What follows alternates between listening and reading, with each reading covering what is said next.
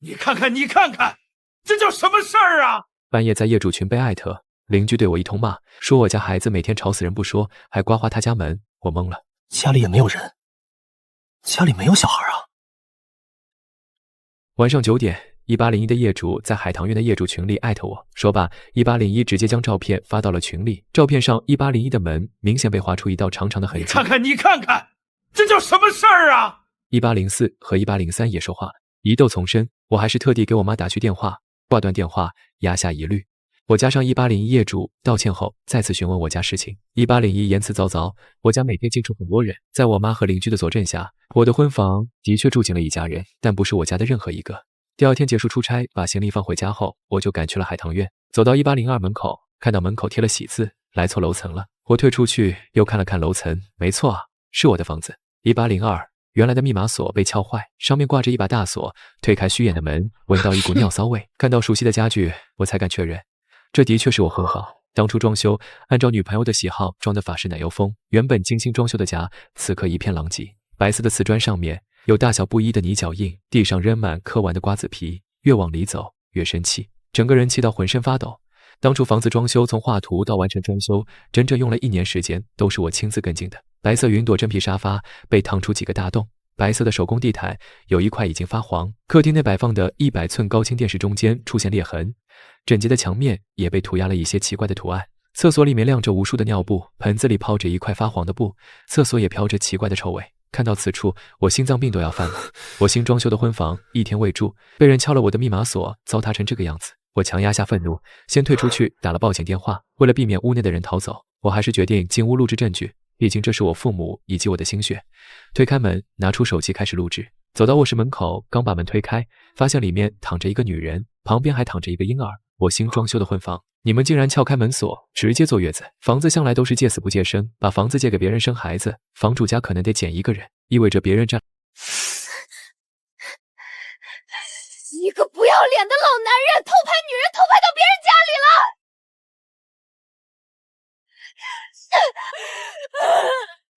哎呦，杀人了，杀人了！这是我的房子，还敢打我！我新装修的婚房1天没住，进门被人打不算，还被当成色狼，好得很。什么你家？这是我大弟买的房子。门被推开，进来一个50岁的老妇，带着一个5、6岁的男孩。妈，你快来啊！杀人了！杀人了！哎呦！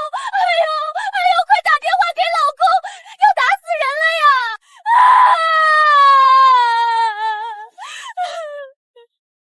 你是不是觉得我们家里没男人了？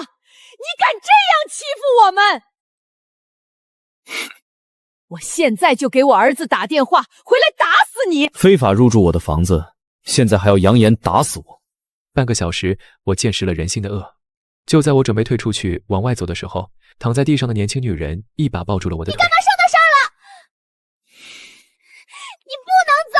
你打了我们还想跑！你等我老公回来收拾你！门口走进来2名民警，看着屋内的混乱情况，大声呵斥道：“你们在干什么？”你们来的正好，这个老流氓不要脸！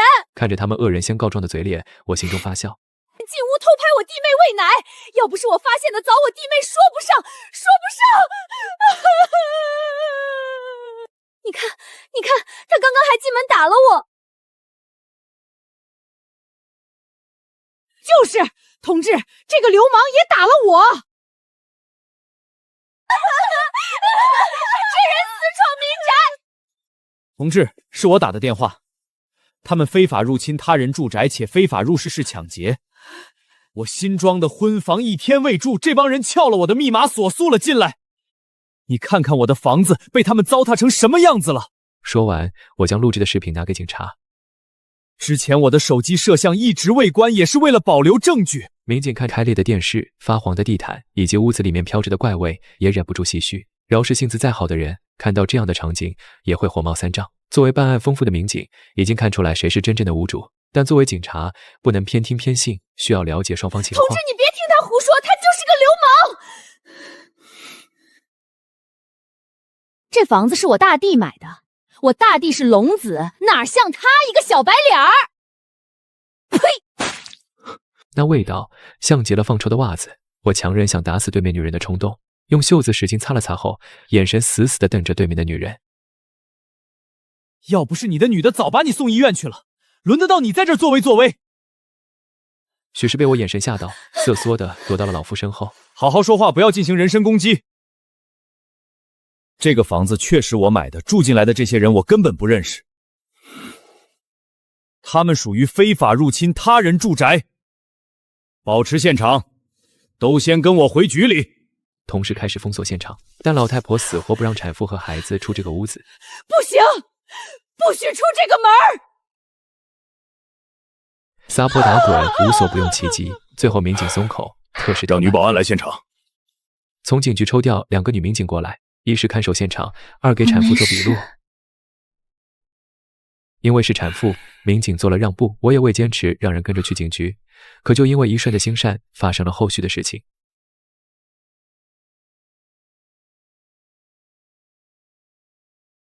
到了警局之后，我让我爸妈送来了房产证、身份证，在证据面前，2个女人撒泼打滚，依旧坚持。这房子就是我儿子的。更离谱的是，他们说他们趁我弟弟不在家，联合警察要抢走我们的房子。这明明就是我儿子买的房子。不配合民警做笔录，死活要等他弟弟来。等了大概1个小时，从门口走进来一个身材矮小又胖的男人，大概165的身高，有150的体重，方方正正的长相，像极了煤气罐。儿子，你可终于来了！这些人现在要把你辛辛苦苦买的抢走了，你快来跟他们说说，这些也真是没见识，竟然怀疑我儿子的本事！警察还帮着他要抢走我们的房子，大弟，你一定要给他点颜色看看！我笑了，不管是谁来，都是我的房子，你们属于非法入侵。不论你说的天花乱坠，有这样的母亲和姐姐，想来这个弟弟也不怎样。原以为他也会撒泼，没想到他开口却是：今天给您添麻烦了。说话间，双手抵烟，让原本反感的民警收起厌恶的表情。可他的下一句话让我忍不住破防：这么大一顶帽子扣在头上，可担当不起。入室抢劫更不存在了，这房子是我们借的。借？我都不认识你是谁，给你借我新装修的婚房，借给你们一家使劲霍霍。我一天未住，借给你生孩子，这一家人脑子一个比一个有坑。老同学，你贵人多忘事儿啊！说着拿出微信聊天记录。我在半年前给你发微信跟你借房子。我对眼前的男人没有一丝的印象，他休想通过套关系来逃避法律的制裁。秦老，我是袁天赐啊！听到这个名字，记忆中的一个人影与之重合。我还在老家读小学的时候，是有这么一个人，但小学毕业就没联系过了。之所以对这个人还有印象，是因为他自称为龙子，他出生的时候下雨，1岁生日时也恰巧下雨。自此他妈逢人便说我们家呀生了个龙子，上天赐予他们家的龙子。袁天赐因这层原因，在家里骄纵的不知轻重。上学时常常与同学发生争执，老师叫过几次家长。他妈到学校之后，不问青红皂白，上来就抓着跟他儿子发生争执的同学一巴掌。我家天赐是龙子，你算什么东西？要不是对方家长赶来，估计又是一场血雨腥风。但自那以后，再也没有同学敢靠近他。都知道他有一个彪悍不讲理的妈，但他却自以为豪，都叫我龙王，让别人不敢靠近。记起来了吗？老同学。苍蝇只是嗡嗡嗡，可它像坨屎，会粘人一身臭。同志，我不认识这个人，我要求我房屋的一切损失按价赔偿。我重申我的要求，我房屋的一切损失按价赔偿。同时，我也会向法院递交起诉申请。大家都是老同学，师也言学，你这个人真小气，计较这么多。来，吃红鸡蛋，这是你大侄子的。看着我未伸手，袁天赐表情变得恼怒。现在因为我有儿子了，你就先嫉妒我？现在连个鸡蛋都不要？我是龙子，我儿子可是龙孙，能在你们家房子出生，可是你几辈子修来的福气。听到这里，旁边2个女的也是听清楚了，不再胡搅蛮缠，帮腔说道：龙子，龙孙。旁边的警察听到这个言论，看着他们一家，活像看见了傻子一样。什么年代还自我催眠式的迷信？我未理会袁天赐，我依然要求我房屋的一切损失按价赔偿，同时我会向法院递交起诉申请。我打开了发给女朋友的视频，看着我视频里纯白的法式奶油风装饰，警察脸上的表情也开始变化，看着袁天赐一家的表情有些唏嘘。砸坏的密码锁4500元，100寸液晶电视2万3，纯手工白色地毯5000元，真皮沙发3万元。同志，我们只是借他的房子，说什么赔呢？业主不同意就住进去，属于犯法，你知道吗？你们怎么能颠倒黑白呢？大家快来看啊，都帮着别人诈骗！袁天赐妈又躺在地上，开始大呼小叫。警察看着他们一家，无奈附额。你们现在的行为属于妨碍公务，劝你们好好配合。随后进行了长达1小时的法律科普。听完之后，我们给过钱，只是借用2月。我给过钱，只是借用我家。说着拿出微信，打开微信转账记录，200元孤零零的躺在聊天界面上，下面是拒收消息，录完笔录。我从警局出来，袁天赐一家在警局疯狂叫嚣。为什么他可以走，我们要被拘留？你们要留下来，配合我们继续调查。从警局出来，我带着民警小刘一起去了婚房取证。卫生间墙壁有明显的发黄痕迹，地上散落着无数的烟头，盆子里泡着发黄的尿布。客厅除了地毯发黄，上面还有被烟头烫出来的洞。我内心的愤怒达到顶点。从婚房出来，我立马整理证据，联系律师起诉。他们在3天内搬离我家，不管是不是产妇，这都不是我考虑的范畴。如果道歉有用，要法律干什么？更何况是一家不知悔改的蛀虫。回到家后，我父亲联系他的同学的儿子，业内胜诉率极高的程律。经过沟通，程律表示，如果能证明损坏全是袁天赐一家所为，基本可以顶格处罚。主犯袁天赐数罪并罚，有可能会处以10年以下有期徒刑。袁天赐老婆、妈妈和姐姐量刑较轻，估计会在3年以下，甚至有缓刑。但如果有证据证明是别人损坏的物品，他的刑期就会被其他被告分担。了解这些之后，我对程律只有一个要求：顶格起诉，所有损毁物品一律照价赔偿。商议完案件细节后，程律隔天就向法院递交了起诉状。下午法院就立案，向法院递交完诉状，确定立案后，去婚房看他们一家的搬出去没有。门口的大锁依旧沉重地挂在门上，门却是虚掩的。推开门，看到了一间空荡荡的房子，还未等开庭，袁天赐一家不负所望的又出幺蛾子。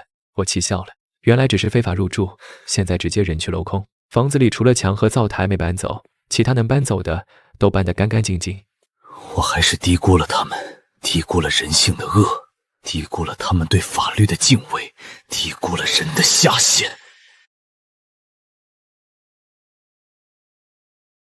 不，他们没有下限。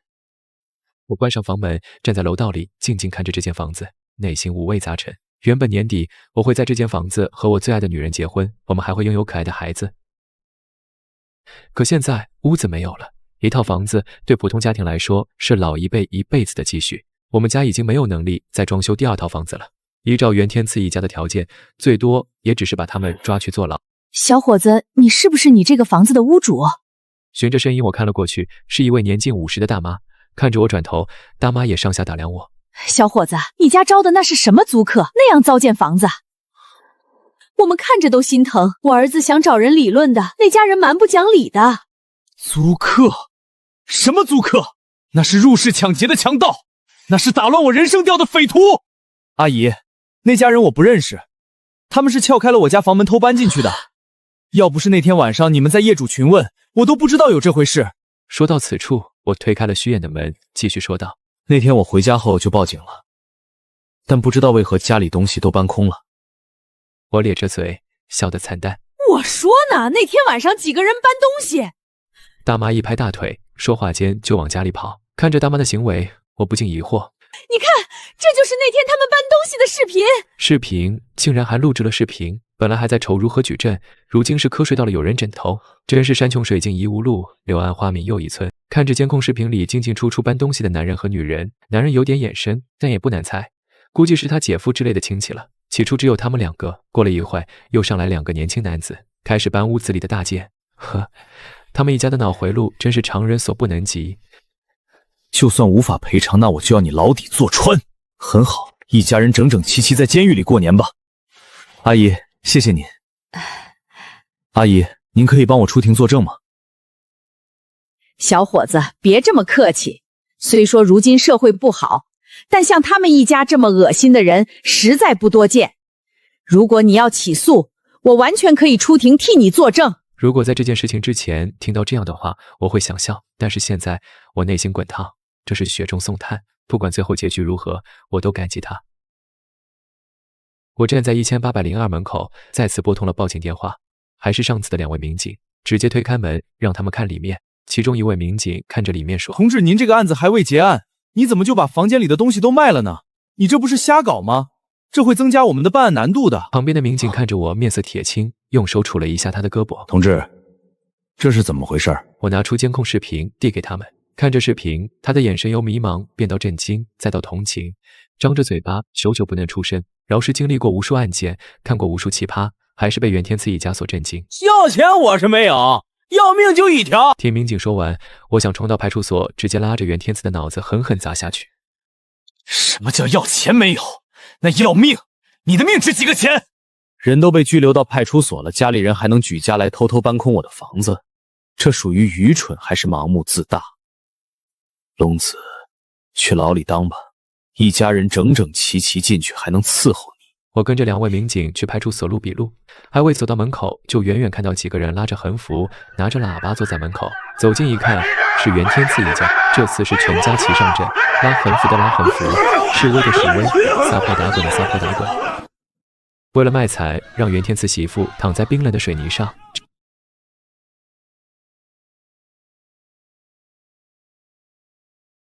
真是不是一家人，不进一家门，给我气笑了。我旁边的2位民警看着眼前的一家人，一个脑袋2个大，真是一波未平，一波又起。正当我无视他们，准备径直走进去时，袁天赐姐姐冲出来拉住了我。大家快来看，就是他，就是他，就是这个人，伙同他人要抢走我儿子辛苦买的房子，还把我儿子关着。说话间，袁天赐姐姐一把拉住我胳膊，随之跟来的就是3个男人，一个面露凶光，年纪40左右，剩余2个稍显年轻，20岁左右。凑近一看，好嘛，这不是监控视频里搬我家具的人吗？一时之间，我笑了。你笑什么？说话间，几个人男人逼近我身前，年纪轻点的男人一把揪住我的衣领。旁边民警反应过来，干什么？干什么？你当这里是什么地方？迅速拉下撕扯的衣领。2名年轻男子试图再次拉扯，听到动静，里面的警察全都跑了出来，将动手的几人围了起来。原来这些人一大早就来派出所门口躺着了，民警好说歹说都无用，一直不断向围观群众传递一个信息：关了我弟弟，我就算没出月子就被赶出来了。里面的领导也搞得焦头烂额，见我到了派出所，他们一家收起了横幅，但还是要求在门口谈。随着他们的大声嚷嚷，附近围观的群众也随之增多，旁边围观群众议论纷纷，大多数言论都在斥责黑心警察和我这个并不存在的关系户。民众愤怒也被点燃。做人怎么能如此厚颜无耻？怎么能在别人坐月子的时候把人家房子抢了，还把人家关起来？我劝说民警答应，我也想让大家看看你们一家到底是什么嘴脸，顺带给大家一个真相。袁天赐母亲率先开口：就是这个人联合他人要强我儿子的房子。呸！你什么东西，还敢跟我们龙子相比？随之附带的是一口老痰。站在旁边看热闹的群众一时之间齐齐后退了3米。民警警告道：好好说话，有事说事，你这是什么行为？同志，你要知道，我儿子可是龙子，那间房子是我儿子给我龙孙准备的，我儿媳本来要在那里好好坐月子坐够100天，因为你们现在只做了28天。听着这避重就轻、颠倒是非的说辞，我站旁边笑了。旁边围观的人听到这个说辞，脸上也露出看智障的神色。龙子，怕不是皇帝还想登基吧？袁天赐姐姐见机也在旁边帮腔说话：我大弟可是龙子，我们龙孙没做好月子算谁的？你们负得起责任吗？民警再次出声：什么龙子龙孙，封建迷信，要不得！说事不要东拉西扯。谁说我说的不是事儿？我家龙孙这么大的事儿，怎么就不是事儿了？你说这间房子是你的，你可有购买凭证、购房合同、房产证或者其他符合要求的相关证明呢？听到这句话，对面一家人明显的愣了一下。我眯着眼睛冷笑，抱起胳膊，想看对面要出什么花招。你们把我儿子关进去就是最大的证明，那房子就是我儿子买的。我笑了，这老太太的脑子突然好使了。照你这么说，是不是所有人都可以凭着一张嘴就可以随意的造谣呢？那我现在要说，你孙子不是你儿子的，是旁边这个男人的。袁天赐姐姐瞬间走到我旁边，伸手就要打我，还好旁边的民警手快，抓住了扇过来的巴掌。我感谢的向民警点头。你胡说什么？俺男人只跟俺睡过觉，大地的孩子跟他有什么关系？你再胡说，我撕烂你的嘴！一时间又想冲上来撕我。你们现在干的事不就是空口白牙的在胡说吗？我越说声音越大。法律主张谁举报谁举证。那袁天赐，现在请拿出你们的证据，不要单凭一张嘴就想把所有的事情盖棺定论。我需要一个清白。执法人员更不允许被诽谤、被造谣。如果你既拿不出证据，又无法证明房子是你的，我将再次以诽谤起诉你们。听着我的话，围观群众渐渐也反应过来，不是谁哭谁有理，这事情需要讲道理、摆证据的，让他们一家提供证据。你少威胁我！你现在就是想联合他们，要抢走我儿子的房子。我苦命的儿子哟，竟然被这样的坏人欺负了！袁天赐母亲见形势不对，立马坐在地上大哭大喊起来。袁天赐的姐姐和媳妇立马加入这个阵营。可这里是执法机关门口，不是村子，是讲理是讲法的地方，不是你撒泼使坏的地方。你们拿不出，我能拿出。随后我将购买发票以及房产证、身份证都向围观的群众展示了一遍。看完这些，大家的表情开始变得精彩纷呈。你胡说！你胡说！你的那些东西都是假的，都是假的！天赐跟我说，这个就是他的房子。那你拿出你的房产证或者购房合同也行啊。现在在场的这么多人，总不会还要诽谤我们抢夺你房子的事情吧？我盛气凌人地看着对面一家，对方似乎在考虑如何反击我，但我不会再给他们这个机会。紧接着说道：“我来给大家讲讲什么是真相。”围观群众的目光聚集在我身上，我开始叙述整件事情的来龙去脉。这套房子是我父母给我购买的婚房，原计划在年底跟女朋友在这套房子里面结婚，可正是你们面前一家人的出现，让我原本的幸福人生变得不幸。1周前邻居说我家小孩划坏了他家的门，我纳闷还未入住，怎么会有人？再三确认下才知道，有人撬开了我的房子住了进去，因为我不从一条接下来的面锅接地，就是这家人竟然在我新买的婚房里面坐月子，房子向来借死不借生，这是大忌讳。这家人还将我的房子搞得面目全非。我打电话后已经起诉了。说完，我拿出手机播放当时录制的视频，还有房子前后的对比视频。围观群众看着袁天赐已经直指鼻，慢慢声呼气，听到我的说辞。原本这是我的私事，不应该在这里跟他对峙。无奈这家人的手段太脏了，不仅污蔑我，还诋毁执法人员。在这里我要向他们讨一个说法，要一句道歉。就是，这黑心肝的一家做事情怎么能这么奇葩？没见过脸皮这么厚、脑子还不好使的一家人。他以为他们家随便几句话就能把一套房子赖回去？袁天赐姐夫准备混进人群溜走，我高声喝道：“这么着急是要去哪儿啊？大家伙帮个忙，别让这家伙跑了！”围观群众一听，堵住了他的去路。这事儿跟我有什么关系啊？房子是他们住的，东西也是他们损坏的。我要回家了，你们放开我！我笑了，要不是没有监控视频，还真让他逃了。怎么跟你没关系呢？昨晚我家的家具可不就是你搬的？你！我用手指着3人，2个黄毛年轻人叫嚣道：“我们什么时候搬你家具了？你怎么胡说？证据呢？证据拿出来！证据是又死了！这位可有8宗的朋友的，竟然先听出来！等的就是你这句话。我现在举报，他们4人抓捕偷卖我家具。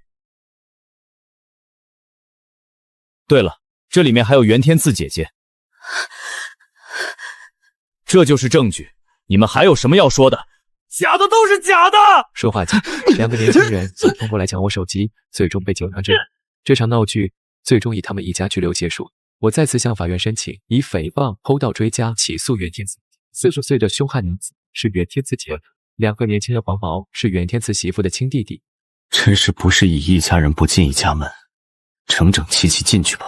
围观的群众散场后，将视频上传到了网络，也有一些热心网友想众筹给我装房子的，还有一些房地产商嗅到了商业气息，想免费给我房子炒作的，我都拒绝了。我也得到了一条有用的线索，袁天赐他有一套拆迁房。原以为袁天赐家的条件，我日后可能得不到一点赔偿，损失需要我自己承担，一心只想将几人送进去。但现在不一样了，我的损失也能赔偿。开庭那日，法院外面十分热闹，因为当时的热度，好多家权威媒体争相报道。最终法官判决，袁天赐对方非法私闯民宅。根据《中华人民共和国宪法》第39条，我国公民的住宅不受侵犯。根据刑法第245条，非法搜查他人身体、住宅或者非法侵入他人住宅的，处3年以下有期徒刑或者拘役。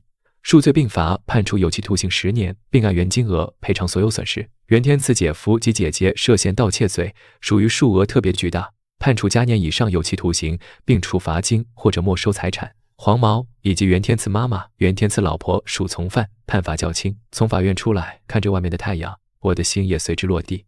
这件事情跟随我一直半年之久，而袁天赐一家的悔过哭泣声被我远远甩在身后。哭着说要跟我道歉，取得我的原谅。如果道歉有用，需要法律干什么呢？何况你们一家不是藐视规则、不懂规则，正好一家人进去学习学习吧。接下来做的就是等袁天赐一家赔偿，如若不赔偿，我将申请法院强制执行。